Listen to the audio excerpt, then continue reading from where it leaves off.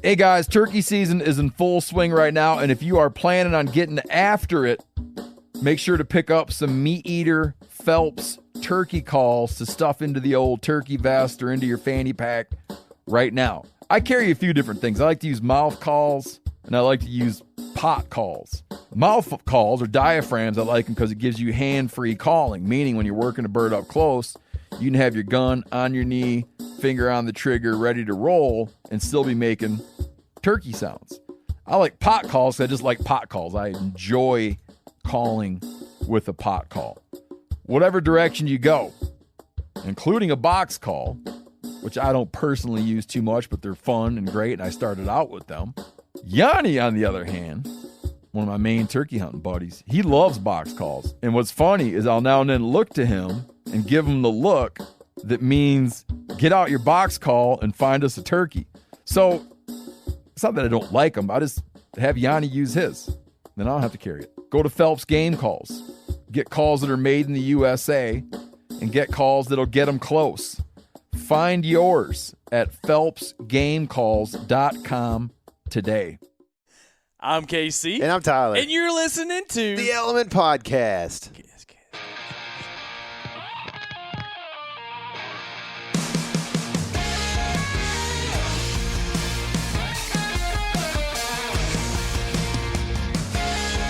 Welcome to the Element Podcast, brought to you by First Light Gear. I am your toast, as in a guy who's real tired, KC Smith, and I'm sitting here on the couch that is not from Nebraska Furniture Mart. This is from the back alley of somewhere in Highland Park, I believe. Probably so.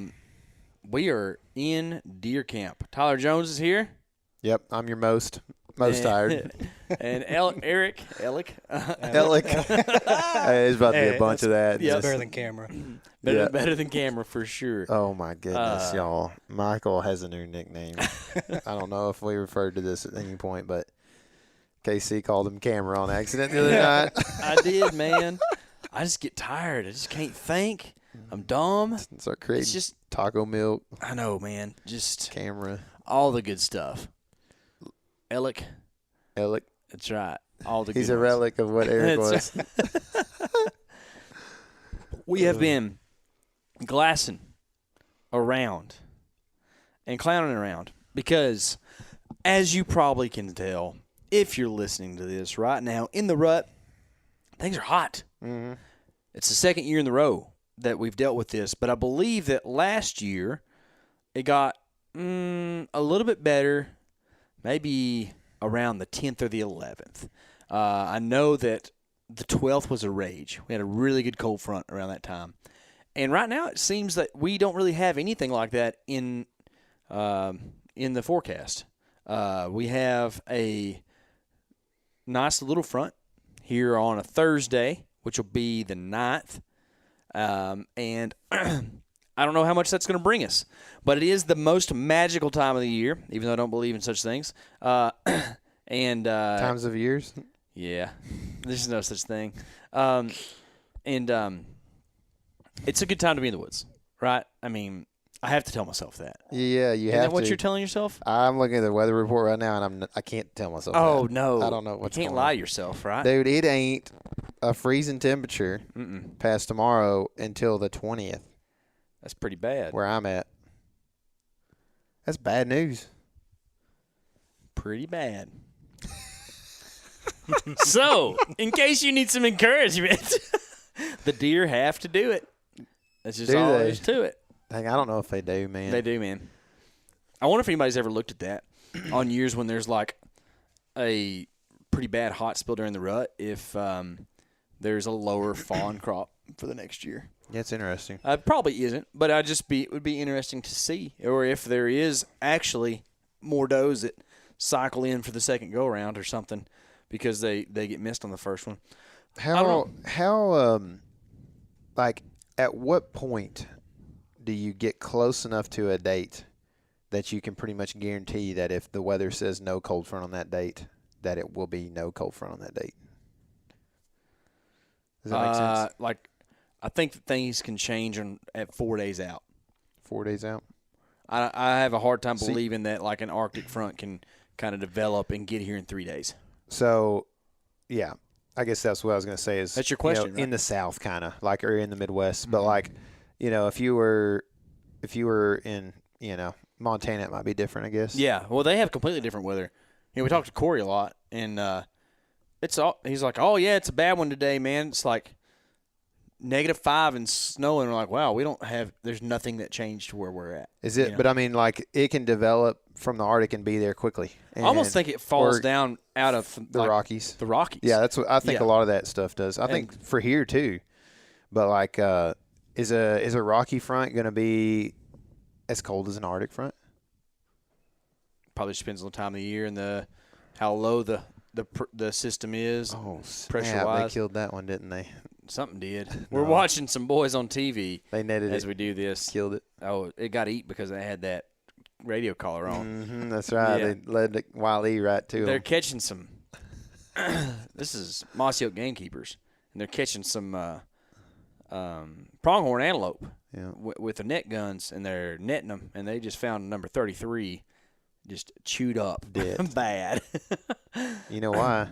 Because after they netted it, its body temperature got to 109. Yeah, 0.7. Died. Yeah. Real quick.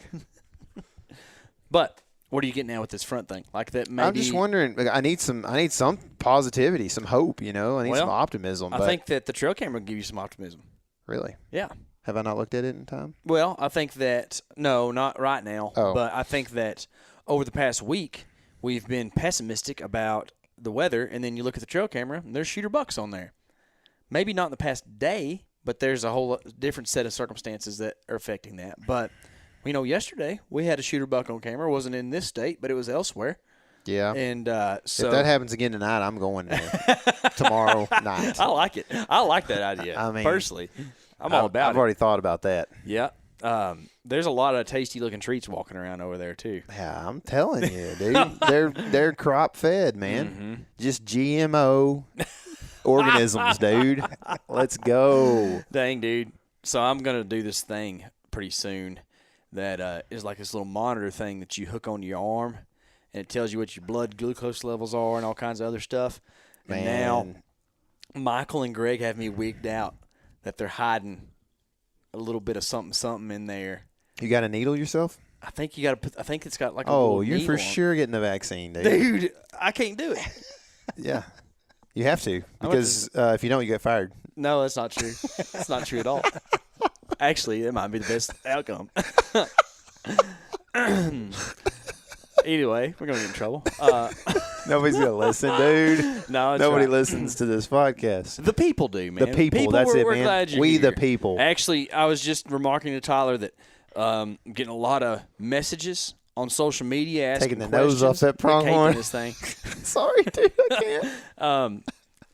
And I will tell y'all this: I enjoy answering questions. Mm-mm. I like talking about stuff. Mm-hmm. This is a very busy time of the year, not because I'm like such a cool guy or busy, but it's just we're hunting, Oh, I'm I know focused, that's why everybody has questions. But I will tell you that reach out on the Element Instagram, or Tyler and I's personals are fine too, and we'll get to you whenever we can. And it's not because we're like too cool for you, but it's just we're trying to kill some deer. But dude, I'm focused. We like answering the questions and stuff, so keep them coming. I mean, it sounds like I'm not focused, but I am.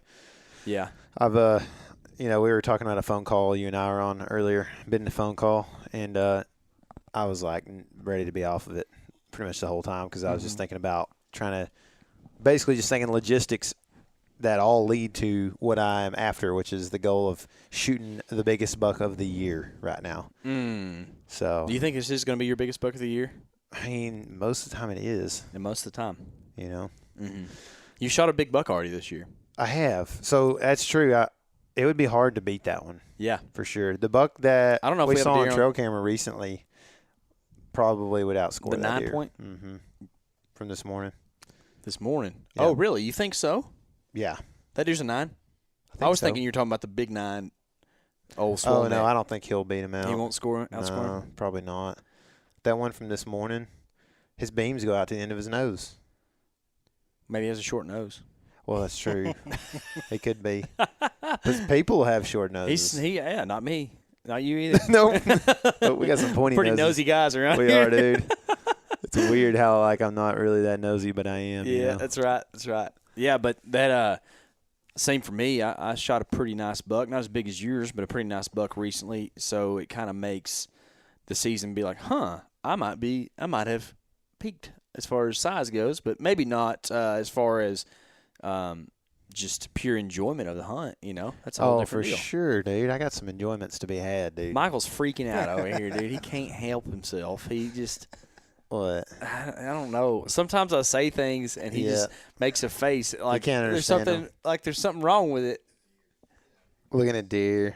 Looking at Michael shot a deer Deer recently. guy. We'll talk about that later. Tune into the Whitetail Bums. Whitetail Bums podcast. Whitetail Puns. Well, It's then on we're there? going to start one called the Whitetail Puns. Whitetail Puns. Yeah. Yeah. So Whitetail Buns would be the one I like. Sweet rolls, things like that. Yeah. Yeah. Yeah. That'd be good. Oh, who was I thinking could do the Whitetail Nuns the other day? That would be a good one. I don't talked know. about it on the way up here. Who? I So can't is it remember. not seeing any whitetail? No, none, as in the N-U-N. Yeah. Yeah. I don't know. Maybe Coach Prime. Is he a nun? No, well, kind of. He looks like it. Got the same colors, He has black and white on right there. But anyways, today is a rut Q&A. Oh, yeah. And I probably should have said that sooner. So we're going to wrap up our rut Q&A. We had about over 100 questions, it seems like, for this thing. And we're going to try to get through them all today. Eric's here to help us navigate all of these inquiries and try to give you the best answers we have. Sorry if this podcast started out a little bit slow. Our brains are in 100 different places, but all of those things lead to. What is so funny? Dude, we got to turn the this number off. 100 was on the TV when you said that, and there's no way you didn't look at the Listen, TV guys, I didn't. and see that. We're about to have to turn the TV off. It's on mute on the Outdoor Channel, and Tyler is just watching the TV. You said 100 different reasons right when 100 came up. You for sure just got it off the TV. Maybe. I feel like you're too creative of a guy to be stealing stuff from the Outdoor Channel. No, man, it's where I want to be. One of these days, they'll put me on there. You think? Yeah, On this show or just on the Outdoor Channel? on the Outdoor Channel. Gotcha. Yeah. They have this thing called, like, Backwoods Law. You ever seen that? Yeah, probably. Or, like, Northwoods Law or Northwoods something? Law, yeah. Yeah, I've seen that one. Yeah. That. It's like Maine or something. Or what's that Texas one called? Texas law. Is it? Texas style law. No, there's like a Texas game I warden think it's show. called Sharia law now. Oh no, that's in Ohio. I'll be on that Texas game warden show one of these days, I imagine. You think? Yeah, but Probably not because for not I, wearing your blaze on yeah, the it might be it. while you're It's in the probably tree on it's not public. going to be because I like accidentally didn't do the right thing. It's going to be civil disobedience. I Yeah. think. You talked about that on Bear Grease. Yeah, that's right. Look at that mouse attacking I that pronghorn. guarantee you. Oh no, that pronghorn's getting bitten by a mouse. Dude, Okay, that is I almost stepped on a snake today. Did you really? Yep. What kind? I think garter. What does a garter Was snake it? look like? It's got like the greenish yellow stripes up and down it, and black. Yep. Mhm. That was it. It's That's pretty cool. big though. It was like probably Yeah, like that long. that's about right. Yeah. So Kansas is one of those places that they make like nests, so like 200 of those things in the winter. Only saw one, thankfully. Hey, that scared me though, because I just even going through that grass with like a 50-pound bag of corn, you know. Yeah. And dude, something wiggles right in front of my next step. Gave you the wiggle sticks, didn't it? Yep. For All right, sure. Eric, you want to right. hit us with some questions? Yep, let's do it. You said that a lot of these would kind of pertain to the later part of the rut, right? So the whitetail rut is by no means wrapping up, but we have been through over a week of the whitetail rut, and you know, in a lot of places around the 15th or the 16th, things do change. A lot of the South it doesn't. A lot of the South it's just now getting started, or it's yet to. So there's a lot of things to look forward to as well. Yeah. Anyways, If you're take it away. listening from Mississippi, you Cool. know, it might be on the way up. You know, It's about to go. Mississippi. All right, first question. What kind of weight do you put into scrapes? Tungsten. Y'all know we're look. They They just got a caught baby. They caught a baby. antelope with a No. like a dip net, like Is a that minnow real? net. That's a minnow net Is for that sure. real? Not a minnow They net, but did. a minnow net. Okay. Oh my goodness! No. dude. Oh That's my a miniature goodness. Doberman pinscher. We should just do this instead. Just comment commentary on what is on TV. Baby antelope are the smallest things you've ever seen. Yep. Look at that. Okay. Question. Weight into on scrapes. Scrapes, yep. So let's apply this to like the rest of November. The back half of November, Yeah, say? let's do that. Okay. Or just say, what, the 10th through the 30th Yeah. or so? Yeah. Okay, so I would say I still put a pretty good emphasis on it. I feel like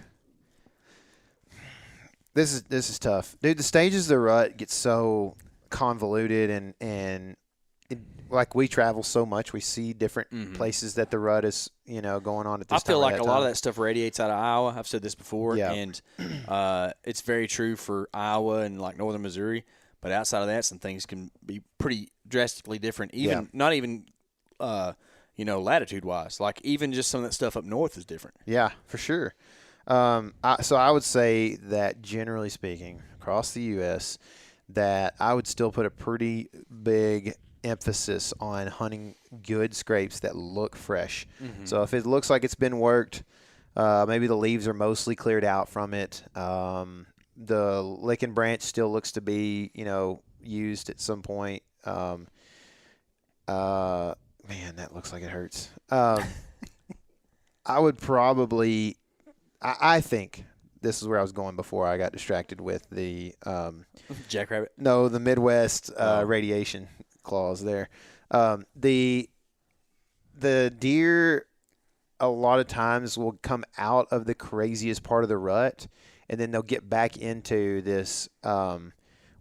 There's not a whole lot of does that haven't been bred, so I've got to find them. So one way to do that is to check these, the cafe, which is where the scrape is, and everybody, is there essentially, in scent and in spirit.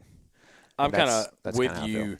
I think too that like, especially maybe if you're not trying to kill the biggest, oldest buck in the woods, and maybe you just want to shoot a nice deer, as the peak days of like active chasing go. So like say like the 7th through the 10th, as we go down the hill on the backside of that, I think that bucks definitely kind of go into a little bit more of that relaxed but still kind of ruddy, like I'm going to lick around on this tree branch and rub my head a little bit.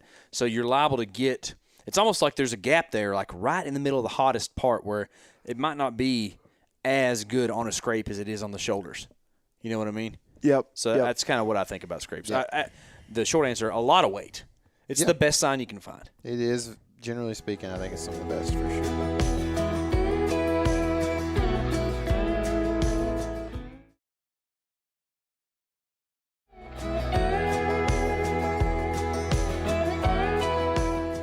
Best time of the day and how long do you rattle?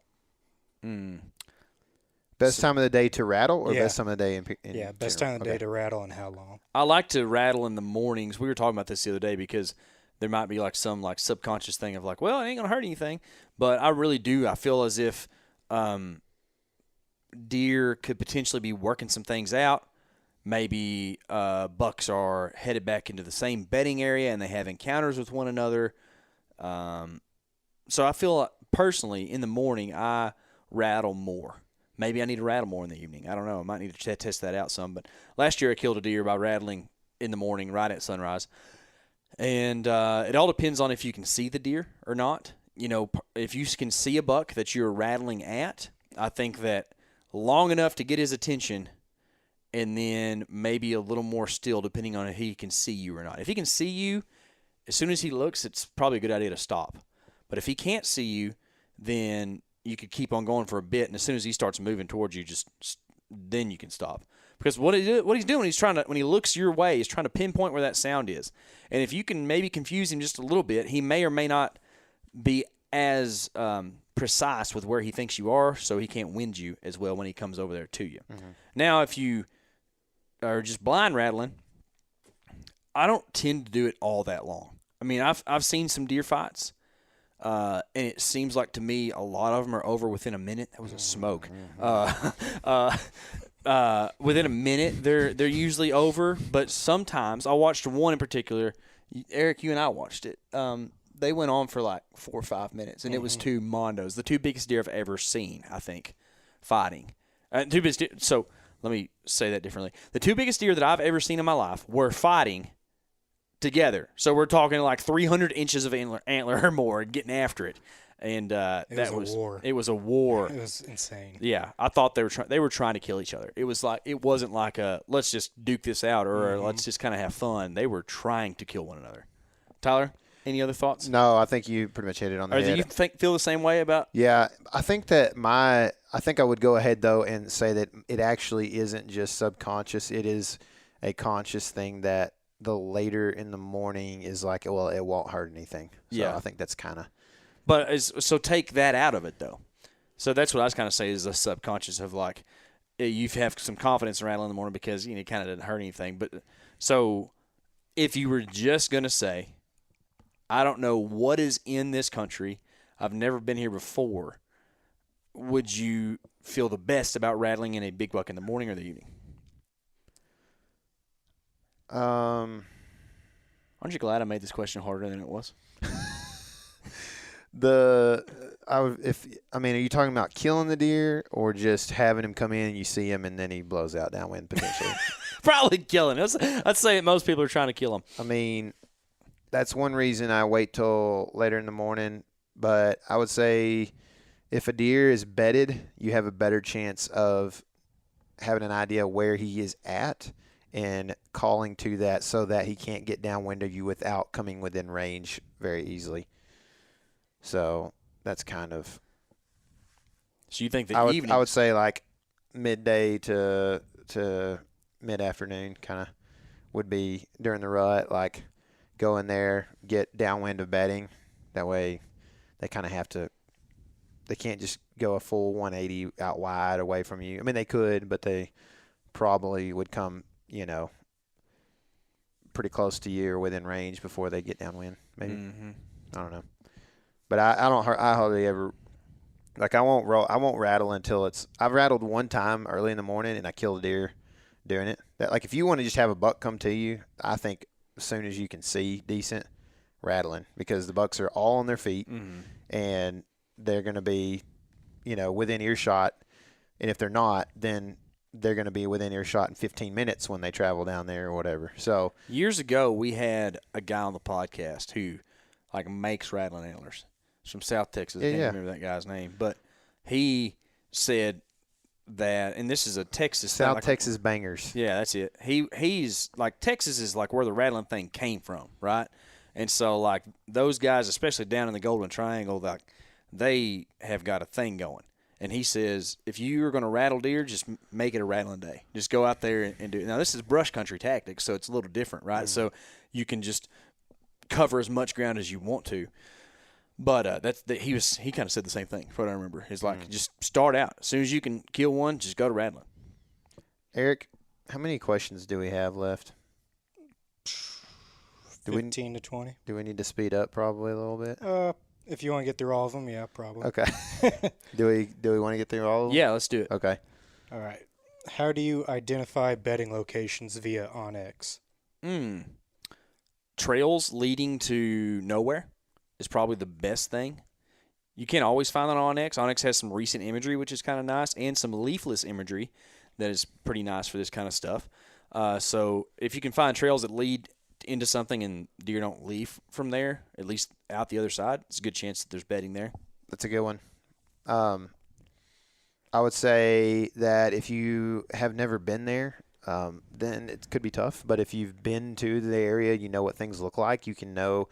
Like I'm looking at the map all the time when I'm on the ground, so I have an idea of what blue stem looks like as compared to a plum thicket, or what persimmon trees look like as opposed to cedar elms or something maybe. So that helps when what you can about do that. soapberries compared to oaks? Can you tell the difference? I could definitely tell the difference in those. Good.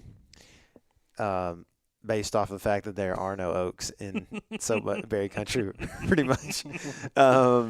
So yeah, I think that's how you can really start to dial that stuff. If you don't have prior experience there, then probably KC has a really good point. And I think also you can just tell when stuff is kind of thick but not big trees. That's going to, big trees are going to typically block out the sunlight and keep down the stem count a little bit. So just having that idea and maybe knowing what CRP field looks like and finding thick stuff that's thicker but not trees, not big trees. How close do you set up to doe bedding for the rut? Oh, and also on that last question, because it's a bedding question, it's similar to this one, but like you want to typically, like, I don't know, does are going to bed pretty close to food. Probably the later it gets to in the season, the closer they'll bed to food sometimes. But overall, like, they're going to bed a little bit closer to food than bucks, I think, overall. So that kind of gives you an idea on what you're looking at. If you want to try to find a buck's bed, he's probably going to be like, I don't know, 600 to a mile from his food source, more than likely. It just depends. There's so many variables. But what was the next question was doe bedding? How close? How close do you set up to doe bedding? I mean, I set up very close to it if I'm hunting like deer that are checking that doe bedding during the rut. So I'm typically very close to it on the downwind side or wherever I can get, because deer are gonna just walk, man, and they're not just gonna be like, oh, I'm gonna go 150 yards down to this doe bedding. They're gonna get right near it, man, because they want to smell and they want to be there ready to bust up in there if they smell it, So they're gonna check it with their eyes too a lot of times, I think. So yeah, I like to be able to shoot the hook trail around it. So, say they're bedding in this little thicket. I mean, you're gonna be like 70 yards from like the center of that thicket probably. Mm-hmm. Sorry. Preferred times to sling corn in relation to sunrise and sunset. Ooh, this is a great question. It is a good question. It probably depends on if you're rifle hunting or bow hunting, Mm-hmm. and it also depends on if you got pigs, and it might depend on how early you think you can get to the stands. I just set mine a little different at my house because I kind of like to watch deer. I don't want to watch deer with my kid, but at the same time, I have a hard time getting in there fairly early in the evenings because of work and other responsibilities. So I usually sling mine just a little bit before sunset. But if you're on a relatively unpressured piece of ground and you can get there pretty early, you might want to be slinging it an hour and a half before sunset. That way you got deer in there all afternoon. Mm-hmm. What do you think? Yeah, or if you work, you might want to put it closer to dark because you may not be able to get out there in time or whatever. Yeah. Also, it's a real good way to scare the toots out of you if you have it go off too early in the morning. Yeah. You're just sitting there close to it. Yeah, I typically like in the mornings to have them set to where it's pretty light when it goes off, so that it's definitely shooting light, not just shooting light, but light that I can see to shoot in. Typically, because I want those deer coming out good. Yeah, and also another thing that can happen. Look at that. Mark Drury is hunting the biggest buck I've ever seen in my life on TV right now. Every single year. They aren't showing the feeder in this footage though. So another thing in the mornings too. Deer, like when they get feed trained, which isn't my favorite thing, honestly, whatever. But like if they really are into the corn, they'll show up like 10 minutes early sometimes and wait on that feeder to go off. And you don't want that going on when you're trying to get into your stand in the mornings or in the evenings. Hunting and timber, when do you move to grab your bow after spotting a deer? As soon as I can. Mm-hmm. I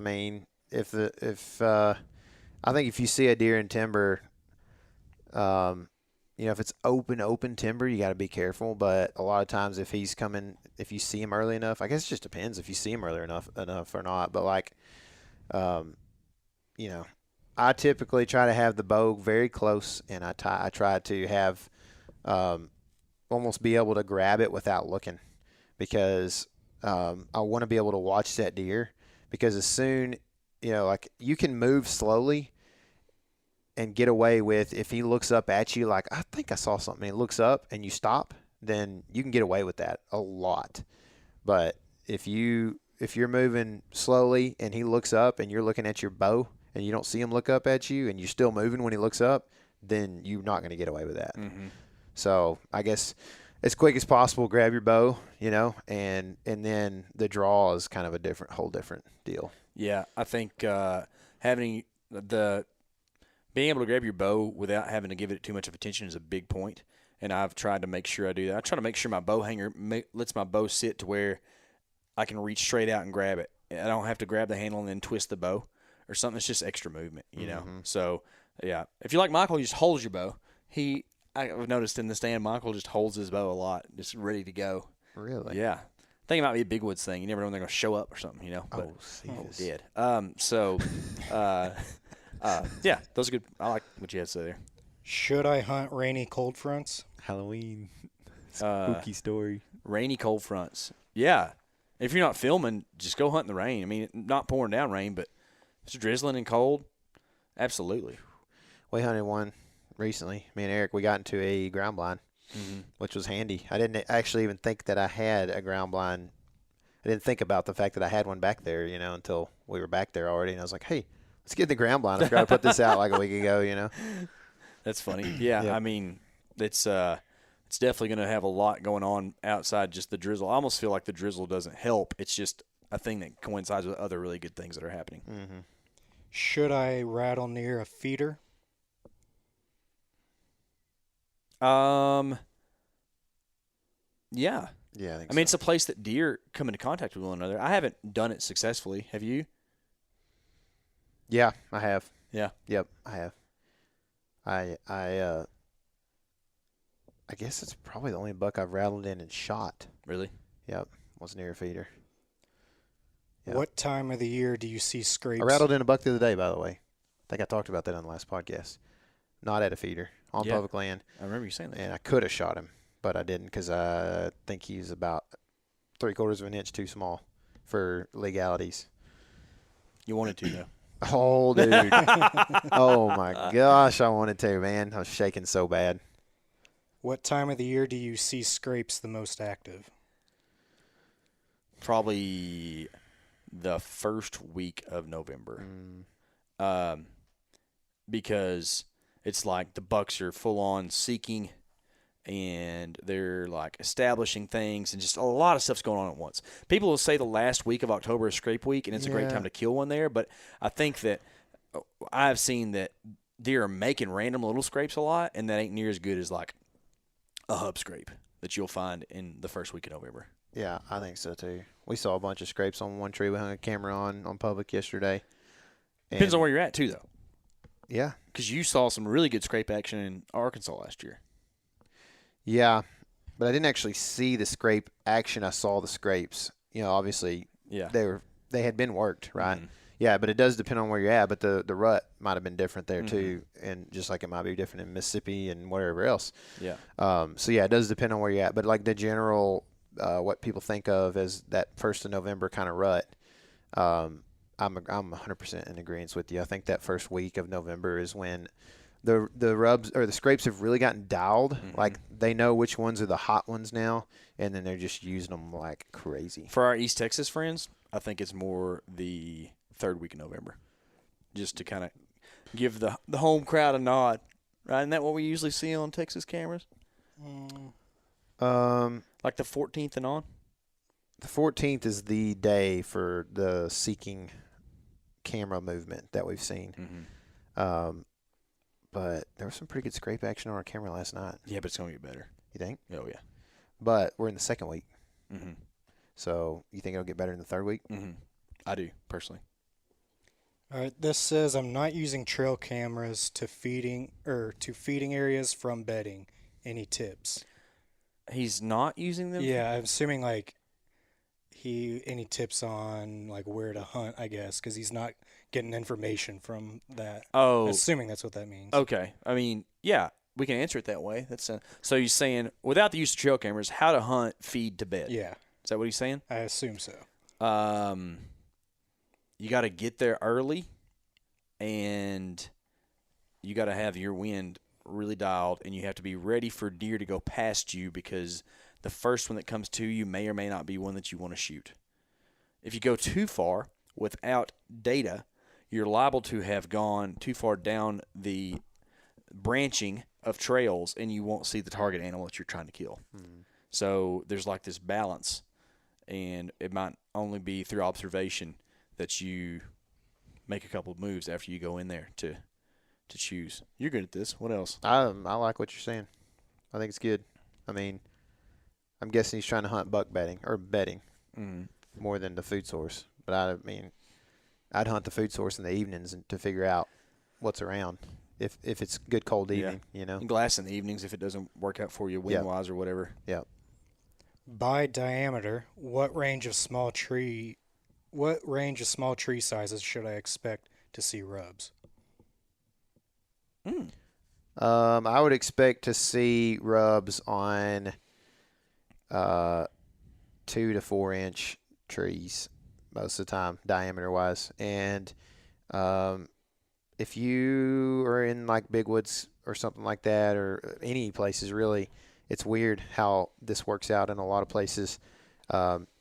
Just you can look for cedar trees, and that will be where a rub is a lot of times. Yeah. Yeah. Also So- sassafras. Yeah, they do like to rub. They like them on my place. Scrapes in the timber or scrapes on a field edge? Man, if you can find a good scrape in timber, it's probably better For than a sure. scrape on field edge. The problem is they're hard to find. Mm-hmm. Like we were just thinking about an East Texas one that's in the timber, and it's like the best scrape we have. Yep. But you can make a field edge scrape work really good too, because they're easier to find. Yeah, I mean, it just depends on the pressure more than anything, probably. Mhm. How comfortable are saddles? In relation to A box floating, in relation to floating in space, not very good. They are adequately comfortable for running gun hunting. That's what I would say. I think if you're in decent shape, like, it's just like we got, buddies that are big old, ex-athletes hunters. or whatever, Yeah. right? And their knees hurt a lot, They may not be in shape anymore.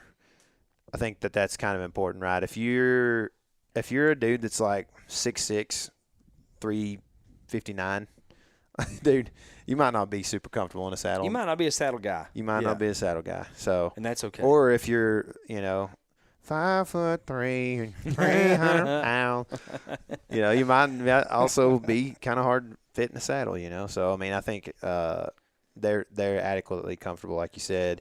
There are some that are more comfortable than others. You can look at,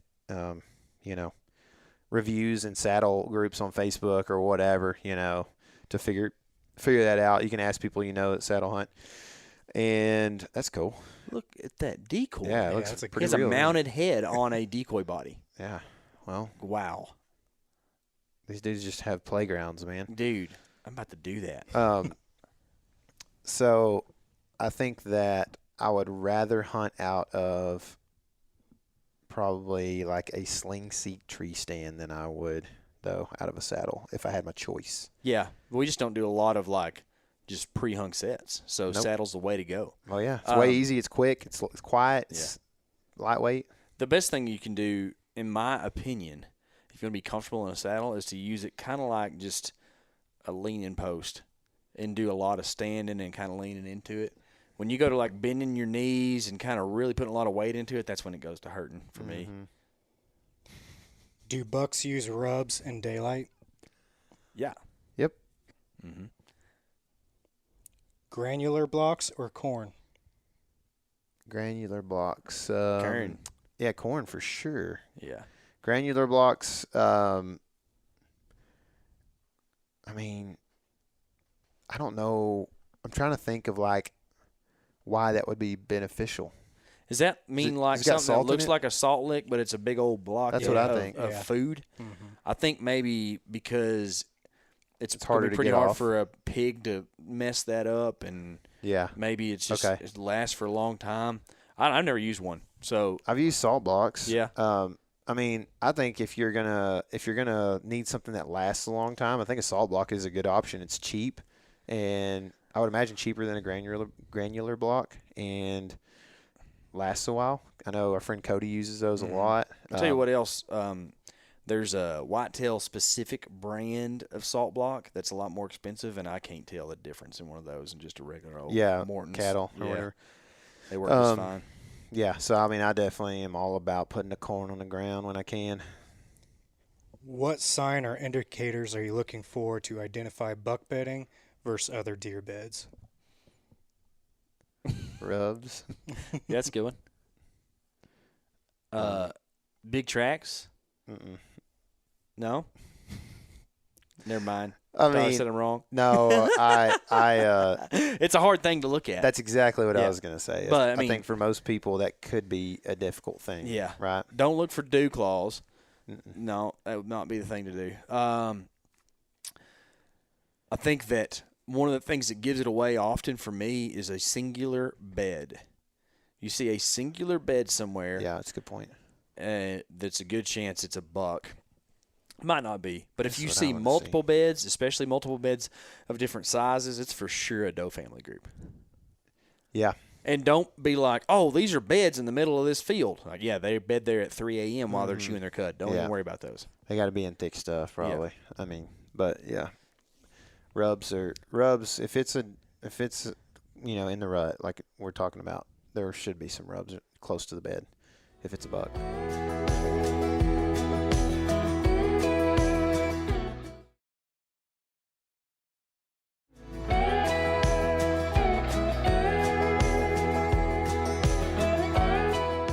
Did y'all figure out KC's theory about territorial rub lines?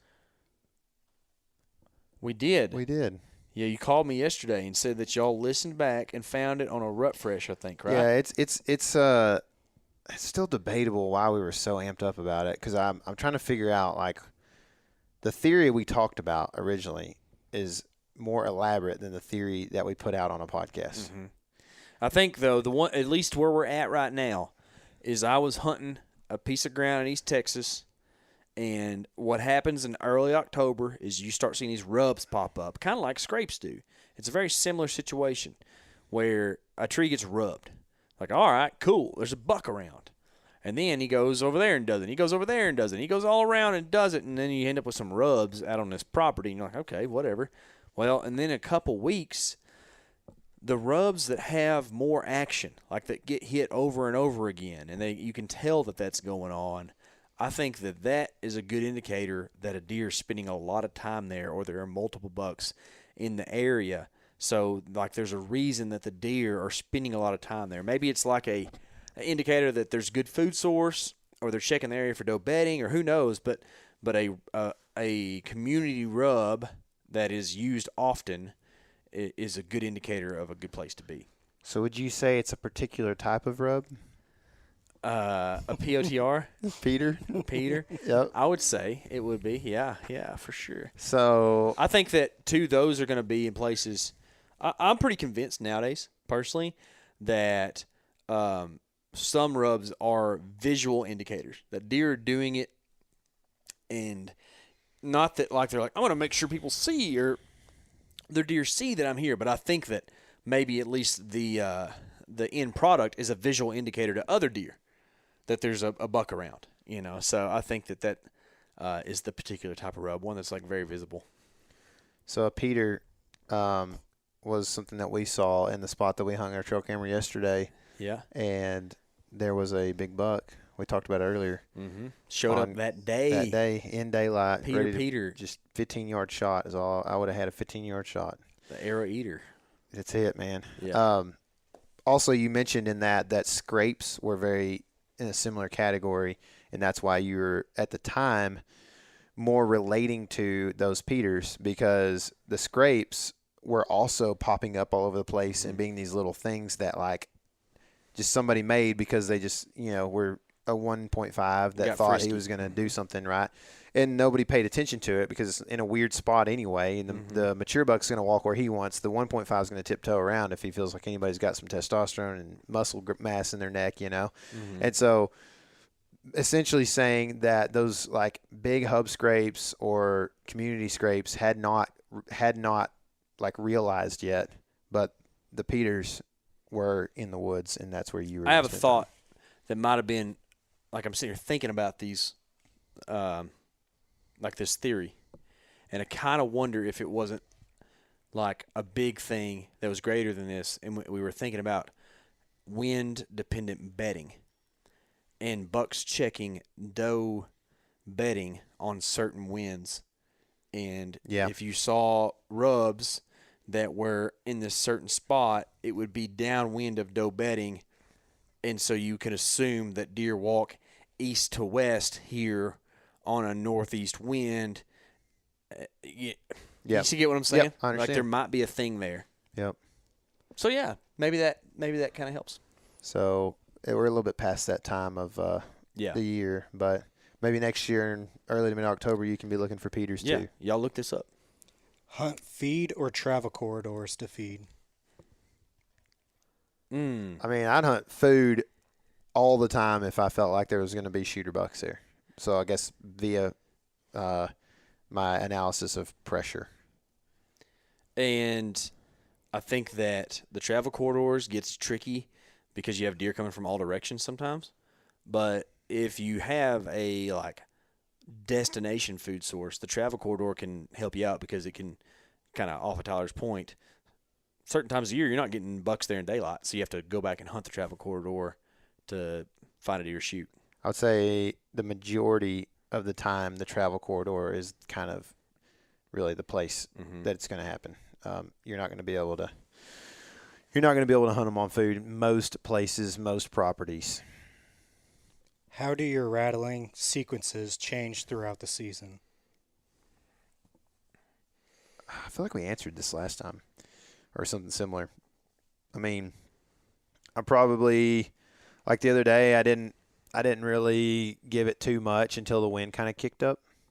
So I kind of did like some light rattling in thicker cover, and I think most of the time it's really more based off of your habitat that you're hunting than it is the time of year. But definitely, like when you start getting away from that first week in November on either end of the spectrum, it's probably not a very realistic thing to just do an all-out knockout brawl. I don't know if mine changes much at all throughout. I just don't rattle a whole lot in early October, and then maybe I'm a little lighter with it in late October. But unless I'm trying to get the attention of a deer that's way off and I know he's there, then I don't really just absolutely try to break my thumbs off ever, I don't think. Especially after my experience last year when I broke tines and gave myself a black eye and all kinds of stuff with the antlers. It's not worth it, guys. This person missed a buck last week, Oh, but there's still fresh rubs where he is. How should he hunt it now? man, unless he smelled you or saw you in the tree, I don't think that spooking a deer with an arrow, missing him is that big of a deal. I think you just was like, whoa, that was weird, and just got out of dodge. Yep. And they do that probably. I mean, if I was not being exaggerative, they probably do that 15 times a day. Least expensive non-res OTC tag. Wisconsin. Where do I want to send people? Michigan. I mean, Wisconsin. If it's your first time, it's $80, I think. So I mean, that's don't take me to court on that, but I believe that's right. Most ideal camper / pop-up / truck bed attachment for Texas. An air conditioner. For sure, something with air conditioning. What? So was that the question? Mm-hmm. Like, what would you add to your camping setup? Yeah. Oh yeah. Yeah, I mean, anything that's comfortable and has air conditioning. An air conditioner and a heater combo. Like, you're going to need one or the other in Texas. Yeah. Well, you're going to need it on the same day. The same day is what you're going to need, because it's going to be, I remember when I first started deer hunting, we were in South Texas, it's arid country. Yeah. Dude, it would be like 22 in the morning, and we're staying in a house that didn't have any electricity. And I remember my dad would cut on the lantern, and the propane lantern, and it would warm the room up like 1 degree maybe, and I would wait like 15 minutes and I'd finally get up, and it was so cold, right? And then literally we're eating lunch outside in our underwear that day. Feels good. Yeah. Whenever it's like dry and you get to take an underwear lunch. Mhm. It's a nice time. Lunch. To kind of give more info here, I would say we added a microwave to our pop-up last year, and that was a game changer because microwaves take a little bit of juice. So you might make sure you're plugged in at a campsite or have a good generator. But a microwave helped a lot because getting out the camp stove is kind of a hassle sometimes. When you can just heat up a taco in about 35 seconds, it's pretty legit. Which is better for hunting bucks, rubs or scrapes? Scrapes for sure. I almost feel like we've talked a lot about scrapes and rubs in this podcast, but I don't even think about rubs as like a thing to hunt. It's just sign, you know. A scrape is it's like on par with a food source, whereas a rub is kind of more like a track for me. Like that's the kind of category they're in. You know what I mean? All right, last question is, could you talk about how you handle meat/hide/skulls while you're on the road? Do you haul all your meat back, take it to a processor, and what do you do to make sure the hide won't slip during traveling? Have a lot of ice chests. Yeah. There's like a legality thing nowadays with CWD regulations, so you have to watch out for that stuff. It's something, I guess, kind of a disclaimer right off the bat to just talk about. You know, make sure you know what your regulations are in your state because nobody wants to get in any trouble. Yeah, you can take a Havalon and cape the whole head out if you want, and then you can just skull cap it and get rid of the, brain matter and skull. And then you can take that hide and that skull cap with the horns on it. In most cases, you're legal to travel with that. So you got to look that up, right, when you travel. You got to look up your state and the state you're traveling across and the states that you're coming back to, which is home. So, but that's kind of one way you can do it, or you can send it to a processor and take it to a processor and have them do all your meat. A lot of times they'll skull cap it for you or whatever, and then they can ship it or, ship the meat at least. You can take everything else back if you want. But, I mean, it is complicated, right, especially if you shoot a deer and you're trying to get home, right? You got to. It's just like part of the process you got to spend some time doing. We took some meat to a processor the other day because we were hunting 2 states, and I kind of really appreciate a good processor because you don't feel like you're getting gypped too bad as long as you're not like just dirt poor and can't afford it, And I'm thankful to be able to do that every once in a while. And that guy gave us skulls, but had them cleaned out. They weren't like Euroed, but they were really clean, and he cleaned the brain matter out and stuff so that we could transport them. I thought that was pretty neat. Worked out pretty well. Now, the hide stuff, that gets kind of tough.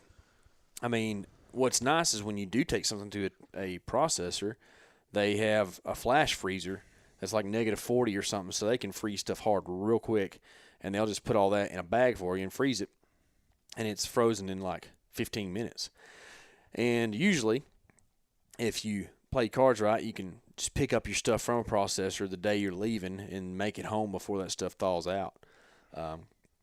Where things get hard is whenever you don't feel good about fleshing out a skull yourself, but you also don't take your stuff to your processor, so you have a cape attached to a skull that's still on the face of the deer, and you got to try to keep that cold because those antlers don't really fit in a cooler very well. I mean, likely, if you're mounting a deer, he probably is big enough that he doesn't really fit in a cooler well.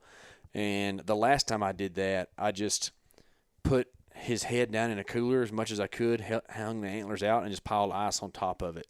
And it turned out fine. Actually, that's the best looking cape I have, now that I think about it, of deer on the wall. So we did my mule deer, which was a velvet deer. We just made a mountain of ice. I mean, it's expensive, and it was hot on the way home, so we had to keep checking it every couple hours and put more on top, but just made a mountain of ice in the back of the truck and just piled it on top. Another thing you can do if you want, if you're trying to, if it's a potential state record, you may not want to do this. But if you're just taking it home to get it mounted, I've heard a trick from a taxidermist that you can cut about, halfway, 3/4 of the way through underneath the pedicle if you've fleshed the hide off of the head, if you've got it just a skull there, you can cut like halfway or 3/4 of the way through. Underneath the horn pedicle, there's a post of skull that leads up into the antler, right? You can cut that through that skull and don't go all the way, and then you break it off.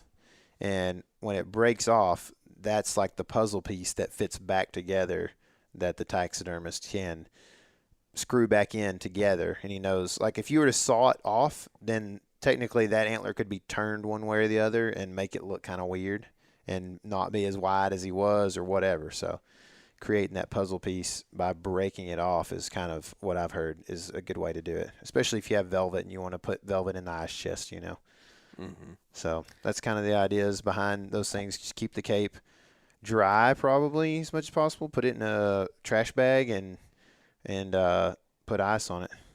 If something I thought about on one, I have one cape that kind of is missing some hair, but it's the deer that I had to leave overnight to find the next day, and he kind of got drug out kind of weird and stuff. We were kind of in a hurry.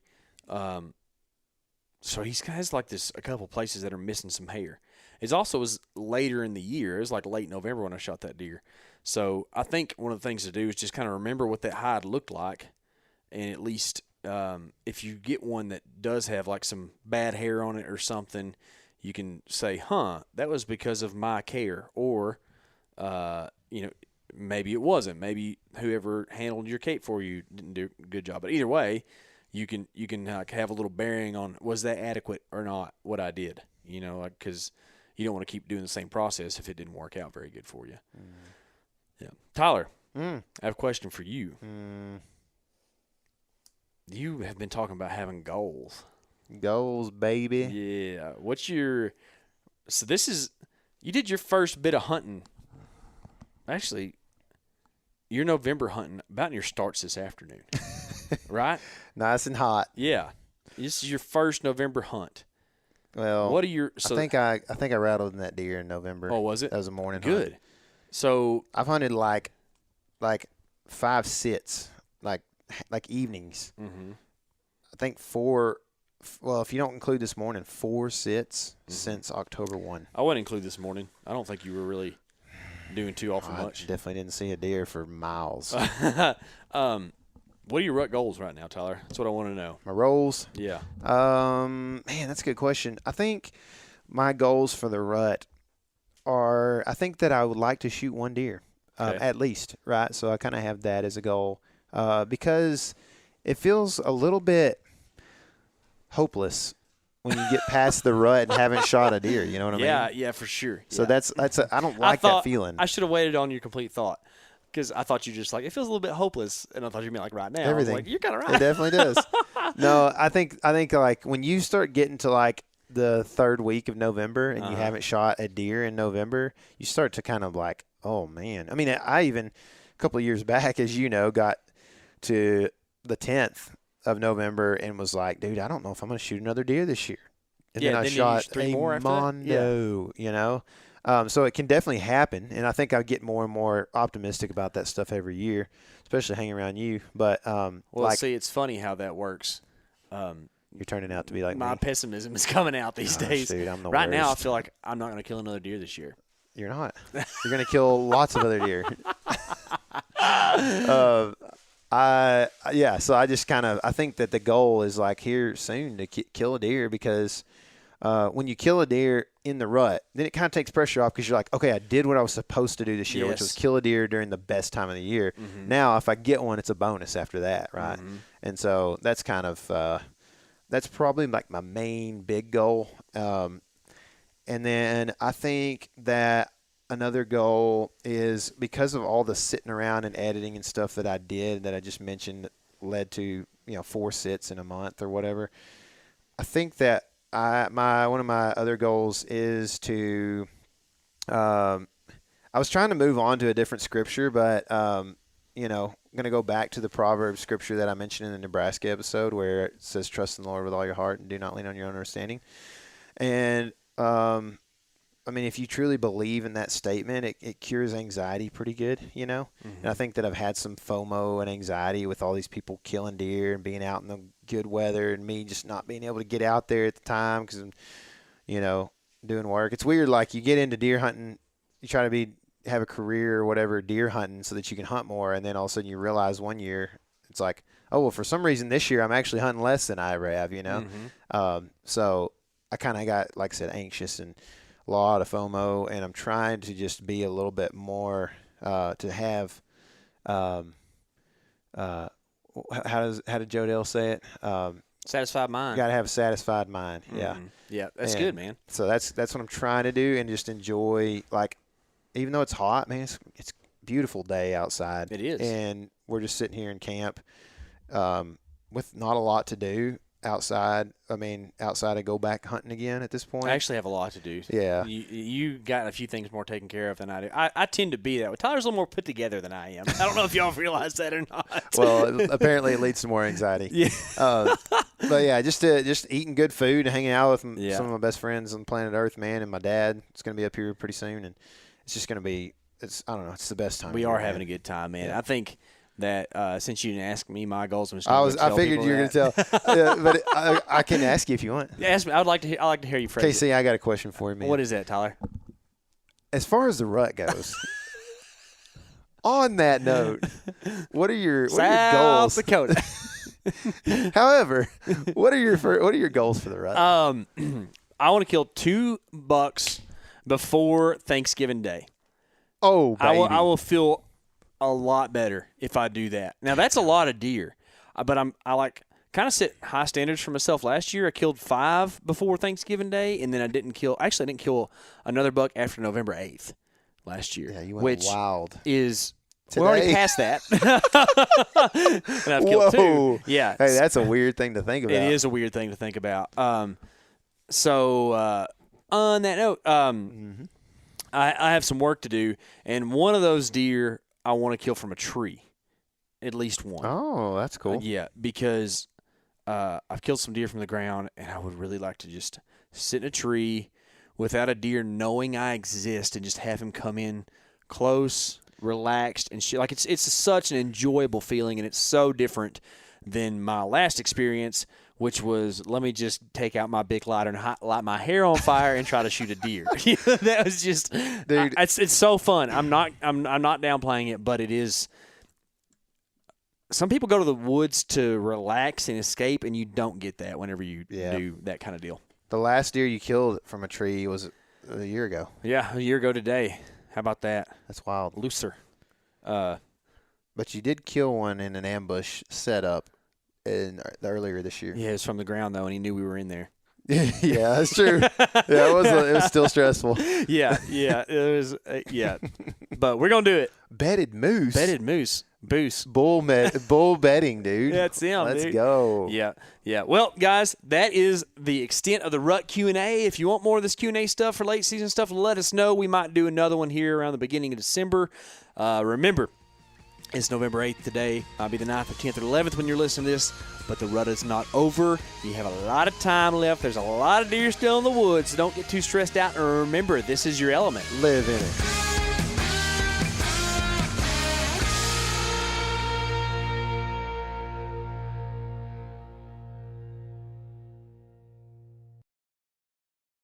Hey guys, turkey season is in full swing right now, and if you are planning on getting after it, make sure to pick up some Meat Eater Phelps turkey calls to stuff into the old turkey vest or into your fanny pack right now. I carry a few different things. I like to use mouth calls, and I like to use pot calls. Mouth calls or diaphragms, I like them because it gives you hand-free calling, meaning when you're working a bird up close, you can have your gun on your knee, finger on the trigger, ready to roll, and still be making turkey sounds. I like pot calls. I just like pot calls. I enjoy calling with a pot call. Whatever direction you go, including a box call, which I don't personally use too much, but they're fun and great, and I started out with them. Yanni, on the other hand, one of my main turkey hunting buddies, he loves box calls. And what's funny is I'll now and then look to him and give him the look that means get out your box call and find us a turkey. So It's not that I don't like them. I just have Yanni use his. Then I don't have to carry it. Go to Phelps Game Calls. Get calls that are made in the USA and get calls that'll get them close. Find yours at phelpsgamecalls.com today.